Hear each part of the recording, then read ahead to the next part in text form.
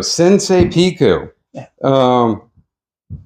Going back to the very beginning, because there again, people like myself, I've been fortunate, and I was fortunate to have found you, and I started training in the in old school karate before things changed a lot, and like you have used the word before, karate has become commercialized. Commercialized, yeah. But you're in a very small group of, I would say, mostly men, right, who started training in martial arts back in the 1960s. In the 60s, right, exactly. So I've got a question for you. I've got a few questions, kind of just going back in time. Yeah. All right. So my first question is, can you recall just your first memory of your very first martial art experience, whatever that experience was? Well, when I first basically got interested in martial arts is I was walking down the street in Okinawa. In Okinawa, you had, back in the day, you had villages. Okay. Village 1, 2, 3, and 4. Like so, I was a young sailor walking by, and I figured the village I was in. And anyway, I noticed this guy walking down the street in his karate uniform. Of course, I didn't know it was called a gi at the time. Yep. And and I noticed he had a black belt on. And I was wondering what he was, what was going on here. So I decided to follow him. Okay. So I followed him down this little narrow alley, and all of a sudden he got on the side and he disappeared. I said, "Oh wow!" And we got it was sliding doors, all the doors in Japan, sliding raised doors. Okay. So I set the door open, and when I stepped into like a foyer, there was lots of shoes and everything on the side, because the Japanese take the shoes off as you go in, and they put on the rugas or the go barefooted. Yep. So I got over there and I looked at it, so I took my shoes off. And I just walked in to sit up beside the door, and I was watching people. And I noticed there was a couple of other Americans in there. Okay. And Okinawan back then, which is even now, is Marines. A lot of Marines. Okay. They're in Okinawa now. And so I'm assuming that these two young fellows, Americans, were Marines. Gotcha. So I watched them, everybody working out, and I heard that, everybody ki-eyeing, doing their katas, and in one corner of the dojo, people was flipping each other over and stuff like that, Yeah. Wow, man, I'm going, wait, that's pretty cool, So I got interested in that, Now, and then, how old were you? Do you remember at that time? At that time, I was like about 23. You were a young guy. I was young. I was about 23 at the time. And then 23, 24, right around here. But anyway, when I was on ship, and when I decided to leave, so I left, went back to the ship and everything, So at that time we had what we call port and starboard duty. Okay. We had Liberty one day. So you weren't stationed on the base? No, I was on the ship. Okay, I was on the ship, yeah. Gotcha. And we had port and starboard duty. We had duty one day, and then you're off the next day. Okay. So that day I was off, of course, and the next day I had the duty. And the third day, I was off again. And it was really confusing to go down that same street because all these little alleys look the same. Okay. And I was trying to figure out where this guy went in there. I knew I was on the left-hand side of the street, but I couldn't figure out what little alley he went in. Yeah. And fortunately enough for me, I seen some little kids walking. There they go. So there was kids going back. So I went back, and there was classes still going in session. Classes in session. And I walked in, and I saw another American in there. There was about 3 Americans at this time. Okay. Again, they were Marines. I found out later they were Marines. And then I got in, and I looked around, and I was watching everybody. And the sensei said, talk to one of the Marines, and he came over with a gi. Mm-hmm. And he told me, he says, hey, how you doing, buddy? I said, all right. He said, so you like karate? I said, well, it's very interesting, He says, well, here, you take this and put this uniform on and come on and work with us, I said, he said, you just got stationed here? I said, no, I'm on a ship. He said, well, all right, well, you'll be on a ship. You probably won't be here long. I said, we're probably leaving tomorrow, Wow. So the guy says, okay. So he went back and he told Sensei and everything like that. So everything, but they kept the gi. They kept the gi and everything. So the guy come back and says, well, he said you're interested, so maybe next time you come through, you might get in touch with us, right? And okay, all right, fine. So that was like, when was that? I was going to ask you, if you were 23, approximately, what year do you think that was? Well, Well, I would say 23, but I was more like 22. Okay. So I had to be 59 or 60. Wow. 59 and 60 back then. Can you imagine that? Yeah. So just think, World War II ended in 45. Boy, yeah. And here 15 years later, Yeah. or thereabouts, 19 years later, Yeah. here you are in Okinawa. Yeah. Walking into a Okinawan karate school. Karate dojo. And you can, gotcha. So after that, I went back to the fleet, so forth. And then we hit in 1963 when the experience really got good. So we hit. I was on another ship, and I hit Japan. Okay. Or Sasebo, Japan. In and out of Sasebo, in and out of Yokosuka, back and forth. And then I finally found the Shoubukan Dojo. What year was that, do you think? That was 1964. Okay. 1964, early part of 64. Yeah, early part of 64. Early 64. Early 64, yeah. And I got to where we stayed over there quite a bit. Stayed for a long time. Vietnam was in play then at the time. Yep. We were going out back and forth. I got there helping firing bullets and everything out there to help our Marines and soldiers, fight the Viet Cong or whatever. And we come back in the port. Most of the time we would come back in Japan. So when was your first deployment? Because I want to circle back to that later, but when was the first year that you were in Vietnam? My first year in Vietnam was 64.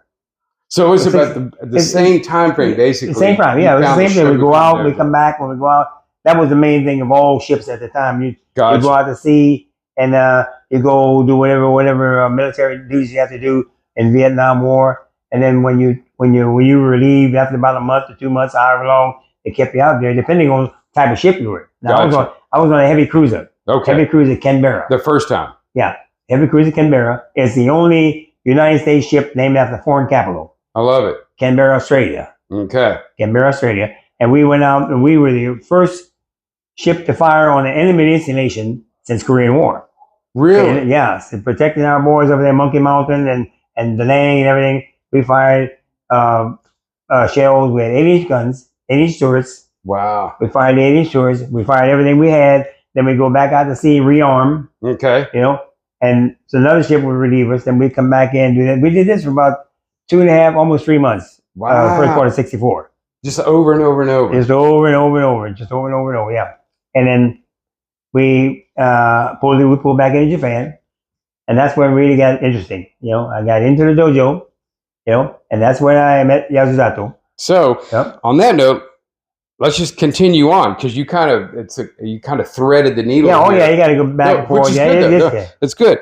So, do you remember anything about the first time you found the Shoubukan Dojo in Sasebo, whether it was off base or on the base? Dojo? Well, it was on the base. Okay. It was on the base simply because when we got in, I said, wow, my karate is here. Okay. So now I'm on a ship there also, but it's a tender. And it didn't go anywhere at all. Okay. If it went anywhere, it would go for a month or two, like the Philippines or Kaohsiung, Taiwan, or Hong Kong. We'd be going maybe 2 months out of a year. Okay, and then come back. Then come back because we all had families over at the time. Our families was with us. Yeah. Yeah. In Sasebo. In Sasebo, yeah. And so it was much easier to go ahead and take the lesson. So I met up with Sensei Yasuzato at the time. There in Sasebo. But this is on the base dojo. Yeah, it was on the base. Because you had 2 dojos, on the base and off the base. On the base, he had several dojos around Sasebo, but really? The 2 that I know of was just one on the base and one in town. Okay. One off the base.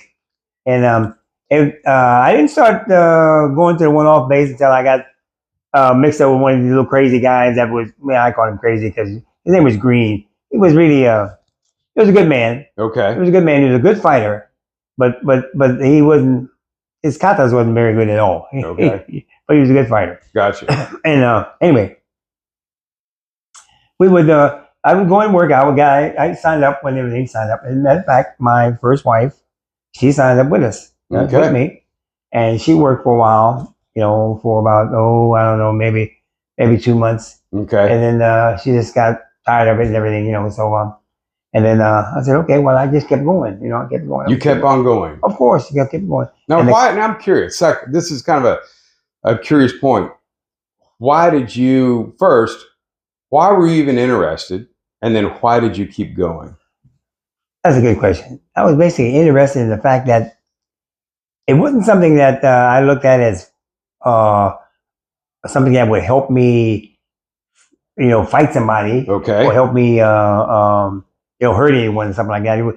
I got really interested in the culture. Okay. I got very interested in the culture and what the type of training that was so intense that they would do that would keep their minds, just at ease most of the time, and to do things that was very, very interesting. Like, in other words, the finger push-ups, Yes. the knuckle push-ups, the breathing, the breathing. I've never was into any kind of breathing. Okay. Because anytime I ran, I basically held your breath. Most, Yeah. but the breathing in and out, and as you did your exercise, moves, and that really fascinated me. So Right. in a way, your interest had nothing to do with the fighting part. No, nothing to do with It was fighting. more the intrinsic value. It's very, very, very much so. And the thing about it was that that was so intense for me was that I used to do it at home at night, And then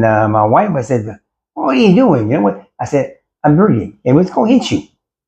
And I was breathing, And she sometimes she just look at me at night when I'm walking in the living room.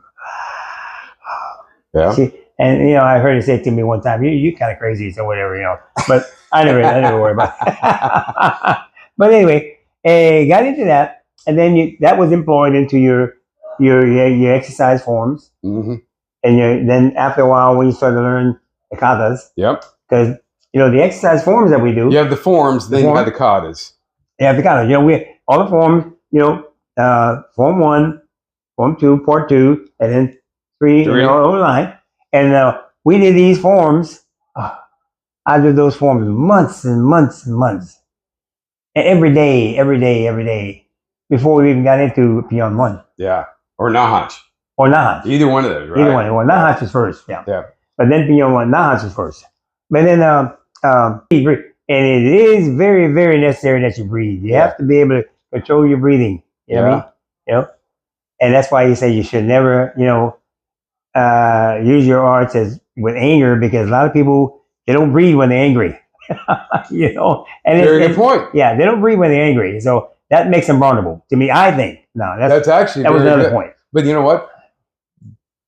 That's insight from somebody that knows what they're doing. Right. Exactly. Right. And so when we finally got into the eye step, the march, the eye, capital I, as you do move, you do, and you're breathing. You make your breathing as easy, not forceful, but as easy as you can. Very, very smooth and very easy. So with that, I found myself developing strength. I love it. Right, in my lungs, in my limbs. Of course, I was a young boy back then. And things were getting a lot better for me in the karate. And then in '69, I went back to Vietnam again. Wow. Okay. And I went back to Vietnam. This time I was on one of the boats going down the Delta, doing a lot of crazy stuff, getting shot at every day. But so and there I was teaching. By this time I'm first degree. No, I'm Nidan, second degree. Wow. Okay. So I'm teaching a couple of kids on my boat. I got pictures of that. Yeah. George Kelly and Ken Maples and George Kelly. And they both went on to be pretty good black belts themselves later on. Wow. I found out many years later, that they got in touch with me when I was in Spain. How about that? And they're saying, I said, Ken Maples. George Kelly was pretty good, but George was a little lazy. How about but he was pretty good. But Ken Maples was the one that I think got in touch with me. Said, I'm doing all right. I'm still working. They're doing the karate. I said, okay, all right, that's good. So here you learned from your teacher. Yeah. But then you shared with these guys, of course, even on a boat, yeah. in Vietnam. Yeah. Pretty cool. And a small boat there. And then what we did was we had the guys that were actually stationed on the base. We had one guy was Taekwondo, and we had a little Hawaiian guy was Taekwondo. That guy was really good, very, very, very good. He was very good. And we had a gunner's mate over there was Ishanru, I think, karate. So we used to all work out together on the pier. That's pretty cool. Yeah, we used to all work out. I got a picture of them too. I think I got that Yeah, picture. you got that one too. You're standing up, I think, behind them, and they're all seated, right? Yeah. And we used to work out all the time out there on the pier. That's pretty cool. Yeah. Well, now, why on the pier? Well, because you can't work out on the boat. The boat's smaller than this. So you had a nice open space. Yeah, on the pier. On the pier, yeah, the whole pier. You know, we would get out there barefooted and jump around it. And what we would do, we would critique each other's katas, you know. And you know, this one kid. Pretty cool. Yeah, this one kid I was saying about the Hawaiian kid. Man, this guy was graceful. He was beautiful, and to watch this guy breathe was like, oh, it was unbelievable. I mean, he was in control like you wouldn't believe. And he was, I want to say he was probably 20, maybe. Wow. 20 years old. And Hawaiian, you say? Yeah. And he's from Hawaii. But this was in Vietnam. Yeah? But he was a Hawaiian guy. Yeah, he was Hawaiian, yeah. You wouldn't believe the young kids they had in Vietnam back in those days. You know, a little off beat. No, keep going. But the Cobra helicopter pilots, the guys that saved us a couple of times down in the Delta, they were 19 years old. Wow. 19, 20 years old, kids. They take them down to somewhere, they were Army pilots. They take them somewhere down in the, I don't know, wherever the Army trained them. You know, they trained them for 5, 6, 7 months, sent to Vietnam. Wow. Yeah, that's all they did. They come over there and, you know. And they're not even 20. Not even 20 years old. Wow. Yeah. Isn't that wild? And you know, the thing about it was really comical. One time, we were at the Cholon Exchange right in Saigon. And we were all in our greens, and we see these two young boys, two guys in the khaki tan, right? And they had bars on their collars, right? And they're two young officers, you know? And they're over there, they're clowning around like young kids. And they're throwing water on each other. And I'm just looking, I said, are these officers? You know? And I walked over there, and I just looked at them, you know, they were officers. Both of them were like first lieutenants. How about that? I said, yeah. I said, I saluted them and said, how you doing? How you doing? Then he's telling me, how you doing, sir? He's saying sir to me. I said, no, I say sir to you. You don't say sir to me. Yeah. You know? And they were young kids. Yeah. Couldn't have been no more than 20 years old. Isn't that wild? Yeah. So, but they learned to fly the helicopters, and they came over to, as a big group to help support the guys down in the Delta, you know. And they I don't want to say saved us, but they kind of got us out of a lot of trouble twice. Pretty cool. So that was really good. But yeah, cool. but then we went to a tournament in Saigon. Real? A martial art tournament? A martial arts tournament in Saigon. Myself, George, and Ken. Okay. And we went down there, and we everybody practicing. It was different styles: Taekwondo, all kinds of crazy style, Kung Fu. Yep. And Kung Fu, and everybody doing their little practicing and everything. So I would do the step one, block, punch, block. Punch, block, and, you know, this type of thing, practicing with my guys, you know, and kicks, roundhouse, we block roundhouse, and they were thinking nobody was doing anything. Everybody was looking at us, you know. So I said, well, okay, guys, you know, kind of chill out a little bit because we don't want to show them everything, you know. Yep. So I love it. And we never got challenged. Okay. We never got challenged. Everybody went out there and said, okay. These guys want to go, you know, green belts because they were both green belts. You know, they got out there, okay, no challenge. They got out there and they did a few katas and stuff like that, and nobody would fight, so we walked out with trophies. Wow! All first place trophies. That's pretty cool. Yeah, nobody would, you know, nobody wanted to fight. But the organizer of the tournament, the organizer of the tournament, trophy. Yeah, he said because we were out there and nobody would come out. It's just like it was almost like. Okay, if anybody knows the answer to this question, raise your hand. You know, but nobody raised their hand. Yeah. Nobody raised their hand. You know, everybody. Okay, right. That's pretty good. But that was funny. That was funny. But and that was very short. So anyway, but after that, and I came back, of course, to the States, and that was 69, 70. Came back to the States in 70. But all this time, they would put people on the moon. I was our first man on the moon back in, I guess it was July 70 or something like that. Okay. Or somewhere, July 70. I think it was. Or August 70. Anyway, that's when I'm in Spain. I was going to ask you. Yeah, so that's when I went to road to Spain. So you went from being a student, and then you go to Vietnam. You're sharing what you learned on a boat with people in Vietnam. Right. Mm-hmm. Do you remember when you actually had your first dojo where you started teaching out of? Okay, now I'm funny you should mention that because I kind of like looking around that. Okay. Sensei, I don't say anointed me, but gave me the instructor badge, which is the red stripe on this one. That right there. Right. That's the instructor. Right Here you there. go. Yeah. See here? The belt itself is Yodan. Yeah. How old is the belt now? Oh, this thing is old. This thing is really old. This thing is really old. So you got the instructor is the red patch. Okay. Or the red stripe. Single red patch. Yep. And second, third.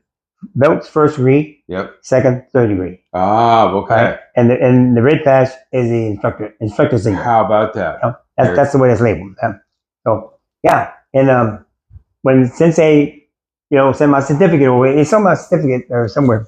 Not a certificate. It shows the instructor. I said, okay, so that's when I started teaching. But I was teaching anyway before I was actually a certified instructor. Okay. So when I became certified, so to speak, to teach, because I basically had all the katas, I had all the kumite. I'm pretty well set to teach. Now, what year did you formally start teaching? I formally started teaching when I came to Rhoda, Spain. What year was that? That was 1970. Wow, so that was your first tour or station first in Rhoda. Right. Wow. Right. Well, I mean, other than two guys on the boat. Yeah, but other than guys on the boats. I mean, the dojos, of course, the boats wasn't the dojo. I mean, practice session. We can call it a dojo, even though it was that big. But you had a regular place where you could go to and teach your karate. Right. Well, yeah, we had on the back of the boat. We had on the fantail. Yeah. A little area. You seen that in my book too. Yeah. And we wasn't too much we could do because we had sandbags and big guns and everything around there. So you had a little bit of space to work out in. We did one-on-one. Yeah. Move. And then so that was about it. But when I had a regular dojo was when I got to go to Spain. Wow. And my first the USO over there. Okay. I went and talked to him and I told him, I was a karate instructor, showed him my little credentials and everything. And I said, I would like to get a martial arts class started here, and they said, oh, okay. They talked with the director and everything, And I told him, I said, well, he said, well, he had this concept of guys, fighting guys and stuff like that. I said, no, not in my class. My class, they'll learn to respect one another. They'll learn to respect everybody else, whether they're in the class or not. Yeah. And this is for their health, for breathing, for their minds. Yeah. They teach them to, work with others. Yeah. Without violence. Yeah. I said, if the student does not comply to this, I'm gonna just let them know that, hey, if you want to come and to turn this around a little bit, I had one Marine. I hate to keep picking on the Marines, but Marines are my buddies because I served with them over there. But one Marine came in, and as you know yourself, when we started out stretching. Yeah. I was stretching, the guy, and he just looked at me and said, why do we have to do that? I said, you have to get your body in shape. And so you're going to be doing a lot of stretching before you do anything else. Get your mind to get a lot of breathing. Well, I don't want to do that. I want to learn how to fight. I said, well, you're in the wrong place. How about that? I said, you're in the wrong place. I said, I don't teach that. Learn how to fight here, now. You're in the wrong. And he just took off. Yeah, he took off. I don't know where he went, but, he left. But anyway, the USO hired me, and they put in the big program, the big paper and everything that we have in the martial arts class. They started at such time. And, if you're interested, if you formerly have another style or whatever, the class offering is being Okinawan Shoubukan. So if you want to practice your martial arts or you want to work out or train with this gentleman, come on over. So I think, put it up for a week.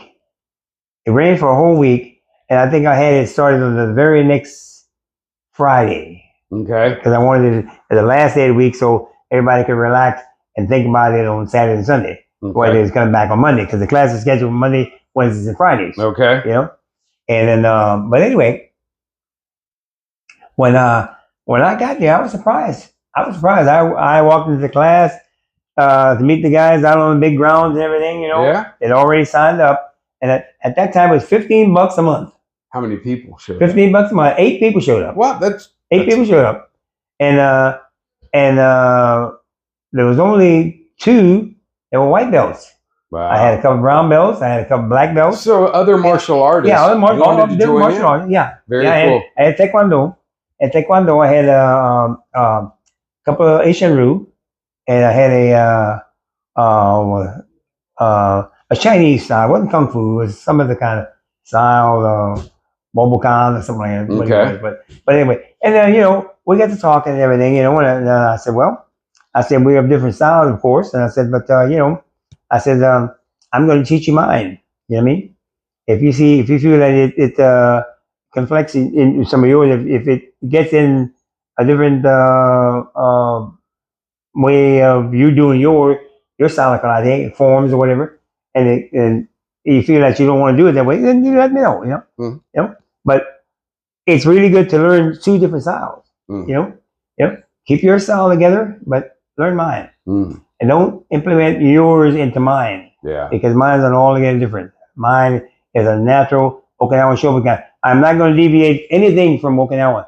Not going to do that. I'm going to say, well, I'm going to change a little bit like this because no, it's going to stay Okinawan. I love it. It's going to stay Okinawan all the way through. And so I had 2 of the black belts leave. Okay. And the rest of the guys stayed with me for a while. Then I started getting new people in. Now, question. Do you remember I'm just curious. I didn't think about it, but I'm curious. What was your rank at the time when you started that on your first tour in Rhoda? I was the first class, but I was kind of a bad. You were first class. Okay. I was first class. You weren't a chief yet then. No. Okay. I was kind of a bad kid up and down. So I went first class, second class, and first class. Because to be perfectly honest, I was doing a lot of drinking at that time. Okay. And the thing that I guess maybe that makes me feel good about it today, at age 87, thank you.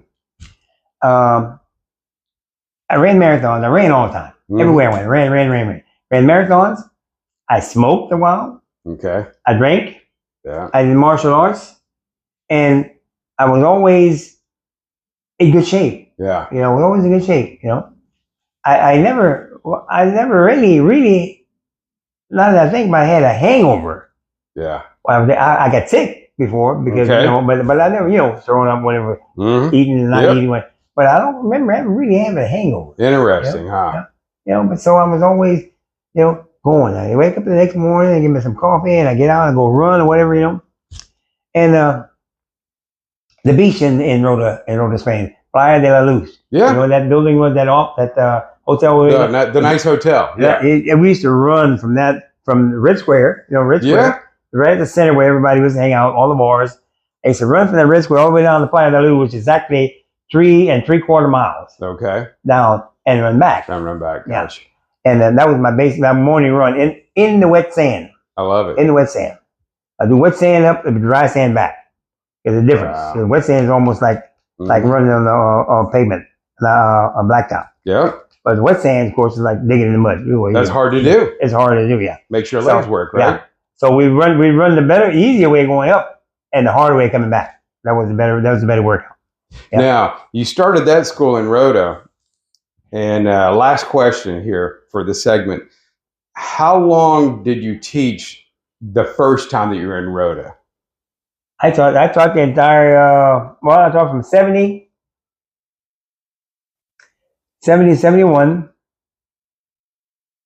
got a little trouble, 72, and yeah, 70, a little bit in 73, not much. Then you left Rhoda. Then I left Rhoda. So you were there for almost 3 years, maybe? Almost 3 years in Rhoda. That you taught, you had that class going. Right, yeah. Pretty cool. And then from there, by this time I'm sober, as you speak, sober, so to speak. So I got orders to the USS John F. Kennedy. Okay. 1973. Okay. And I was in Rhoda, and they came into the barracks and told me, said, hey, you're going to pack your sea bags and everything because you're going aboard your ship. I said, my ship is in Norfolk. I said, no, your ship is out at sea. So the Kennedy was on the way back from the cruise going back to the States. So what I had to do was, they took me down to the pier. There was an oiler. I forget the name of that oiler. Taking on fuel, stuff like that. Way back then, that's what we used, all type fuels. Yep. And they were taking on fuel. So what I was going to do, I got aboard that one. We got to sea, and they highlined me back over to the Kennedy. I went them little. You see the high lines? You know what I mean? My high line. Like on a cable going. Yeah, cable going across. The high line. They high line me over the Kennedy. Right. So I'm on my duty station. Okay. And this evening, I was on a small deck on the side by one of the small mounts, and I was doing some stretching and everything. Of course, I had my gi on. I was, doing a few stretches, a few collars, and a few moves, and everything like that. And then I just happened to look over and see a couple of kids standing there watching me. And a guy comes over and says, "Oh," says, "Are you a karate instructor?" I said, "Yes, I am." Matter of fact, he said, "They could could we get into a class with you?" Sure. So that's where I met John Nelson. Okay. John Nelson. I remember the name. Yeah. John Nelson was my first student on the. He was John F. Kennedy. John F. Kennedy. He was had been working out with somebody for a while, but that guy was, from what he tells me, wasn't very dedicated. So he got with me, and John Nelson stayed with me for the whole time. I was there for a long time. I was there for 3 years. Wow. And then on the Kennedy. And then John Nelson went to when he finally got out of the Navy, he went back home. It was Kansas City, Kansas. I found him like a decade ago. He's Master Nelson school. He's at his school down there, and he's got a lot of students, a lot of dojos down in KC right now. So I haven't.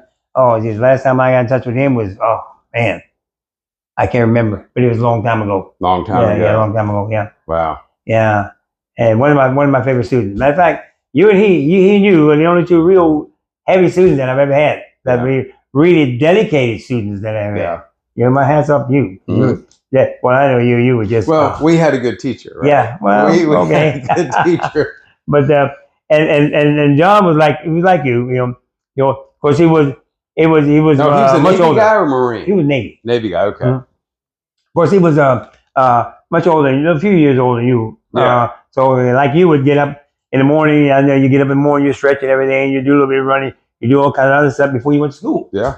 That's what you would do. Yeah. Yep. And John was the same way. Before he went to work in the morning, what we call turn 2, which is start work. Okay. We do that at 8 o'clock. Really? Okay. So he'd get up 6 o'clock in the morning and eat breakfast, whatever he's got to do, and he'd go out and do pull-ups and everything, do knuckle push-ups and do stretches and kicks. And he had a bar up on this we used to work out on this little pope deck, we called it. We had some bars and everything we put up there. We couldn't leave him there because it wasn't part of the Navy ship structure. Yeah. So he stretched his legs up there by himself because, he and one other kid was the only 2 students I had at the time. Wow. So when people would come by and watch us, so we get in the hangar bay. Yeah. And when the wind and the water or whatever is too bad on the side where we worked out, we get in the hangar bay and people would see us then. Yeah. Yeah. And then they come in. The Marines always kind of they didn't give us trouble. They just come around with the macho thing like who are these guys? But I always saw them say, hey, it's all right, buddy, no problem. Yeah. We do what we have to do, so we're not bothering you, so don't bother us. Yeah. Please. That's basically what I was telling them. We had a guy, as a matter of fact, he took the name Patton, Captain Patton. Patton is his name. This young Marine captain. Okay. He came and asked me. I don't know if he was in martial arts or whatever, but he's a young guy. He asked me. He says, I got a couple of corporals I can send up there to you. I'd like you to talk with them if you would. Let me see if we can get them in March and everything, because they seem to need some type of training, like I know you're giving here. I said, yeah. I said, okay. Well, he sent these guys up there to me. They were all right for a while, but they had that killer instinct. It's just I don't know. I don't know if it's just regular Marines, but they had that killer instinct. Yeah. I mean, I've been a Marine fan all my life. I love Marines, man. I really do. I like them. You have a grandson that's a Marine, right? Yes, sir. A grandson Marine. Yeah, he was. He's out now. Yeah. Yeah. And but after a while, I told him, hey guys, look, you're always at, well, when are we gonna start doing this? Okay, listen, you have to get your body in shape. You have to tone out. You know what I mean? Yeah. They weren't in it for the long haul. It takes a while. Yeah, they wanted to get in and just want to start pounding on people and stuff like that. Nah, we don't do that. Yeah. We don't do that. Gotta learn your technique first. Yeah, that's it. And I would tell the guy. And get your body conditioned. Exactly. I said, well, the first sign of defensive offense that you're going to do, what are you going to do first? A defensive offense. Well, that's the guy. I said, well, I'm going to punch this guy. Oh, you're going to punch him? Why are you going to punch him? You know, you must first learn to protect yourself before you go into offense. You know, protect yourself first. You know, that's what we do. That's why I showed the blocks, always the blocks, which we initially started out with every class I ever had. You start learning how to block first, how to move, evade a block. You know, always. I mean, I did that for almost 2 years. Yeah. Now, I always tell people, because they'll ask, and I always say, we need to build a foundation first. Right, exactly. And I say it's just like building a house. Exactly. You know, we got to put the foundation in first, then we'll put the walls up, put the windows in. That's exactly right. So, exactly right. Same concept, right? Same concept, yeah. And then we went to Italy. From the Kennedy to Italy. Gotcha. Yeah. And then from Italy, back to Spain. Yeah, there we go. Yeah, that was it. Yeah. And I really miss that little dojo on the side. Remember that little dojo? I was just telling Jeannie this morning about it. I miss that little dojo, man. I mean, it wasn't very big, but it was nice. Home away from home. Home away from home.